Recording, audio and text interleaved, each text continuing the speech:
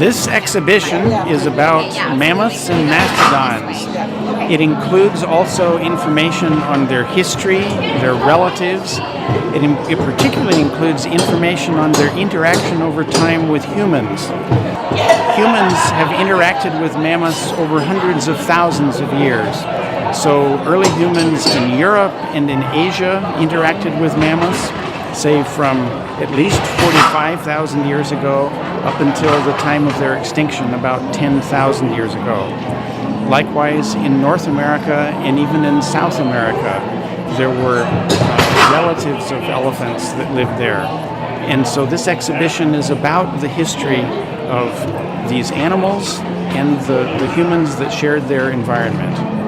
The exhibition is broken into about 6 or 7 different sections. Some of them focus on the history of the animals, some of them focus on their family structure and biology, some of them focus on different geographic regions, such as North America rather than Europe and Asia. Some focus on when the animals got onto islands. There are island populations that sometimes became reduced in body size. And the final section of the exhibition is on modern elephant relatives and the conservation issues that they face today. It took about 3 years to organize this exhibition and involved work with many different colleagues. I worked with a lot of Russian colleagues and some European colleagues and others in North America. But it was very much a joint effort. The Field Museum also invested a great deal of its time and expertise in developing the cases for specimens, tracking specimens, making all the loans of specimens. It's important to know that the exhibition includes many original specimens, real fossil material, so real tusks, teeth, and bones, real animals. In addition, there are models that show life reconstructions. There's artwork that shows what ancient environments were like. So it's a very colorful and engaging and interactive exhibition. It has things that can be enjoyed by kids and adults and everything in between. One of the reasons for doing an exhibition on mammoths is that the Field Museum did some research and realized that there was just a great deal of interest in mammoths. A lot of people wanted to know about the Ice Age and what these animals were like, what the world was like at this time.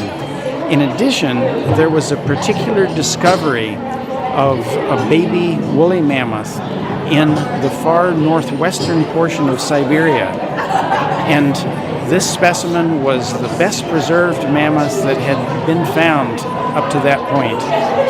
This mammoth is named Luba, that was the name that was given to this specimen, and it was so perfect and so interesting that there was a lot of media attention and therefore a lot of interest on the part of the public in learning more about this specimen.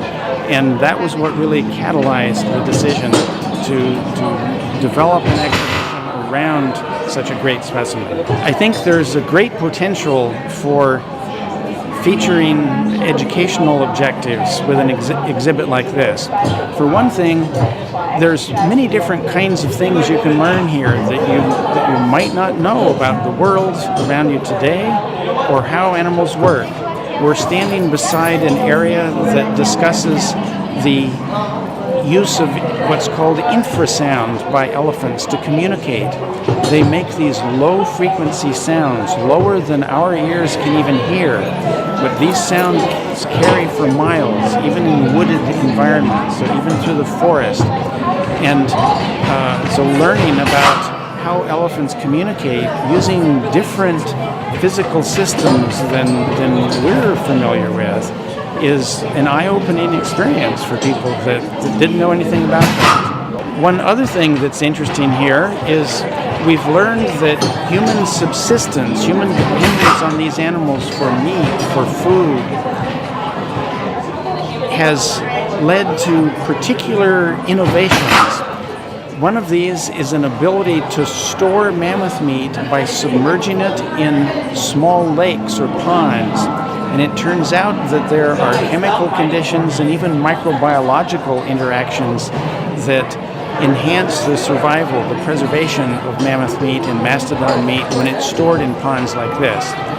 And so, for instance, there's a little 3-stage diorama built really for kids, because someone only about this high can walk up to this and see these very tiny models of people and a mastodon. The people at one phase are hunting the mastodon, then they're processing the carcass, and then they're storing the meat in ponds. And this is something that we've learned about human interaction with these animals through the work that led to the development of this exhibition. And that's not illustrated in any other exhibition that I know of anywhere in the world.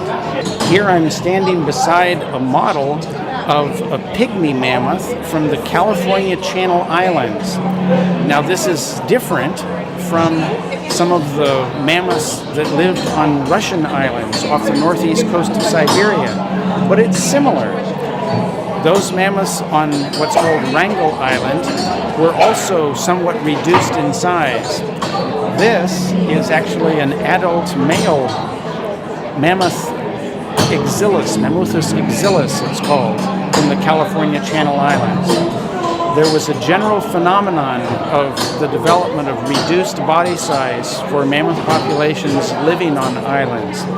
And it's an interesting question just how and why this happened, but it's a very common pattern that's seen multiple times throughout the history of these animals all around the world.